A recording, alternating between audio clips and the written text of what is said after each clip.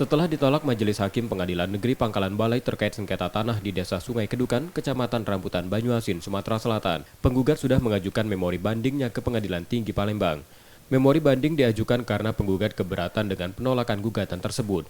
Objek sengketa menurut penggugat berbeda dengan gugatan sebelumnya.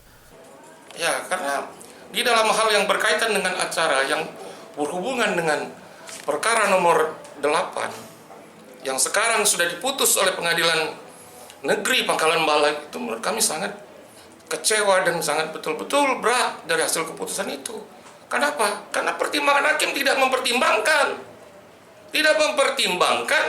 fakta-fakta hukum dan saksi-saksi yang sudah dihadirkan. Sudah jelas kok itu adalah tidak sama yang namanya objek yang disengketakan pas waktu saat itu yang terdahulu dengan namanya objek yang disengketakan pada perkara yang kami sampaikan di Pengadilan Negeri Pangkalan Balai.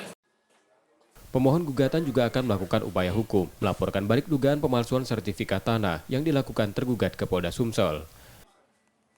Yudi Kiswanto, Kompas TV, Palembang, Sumatera Selatan.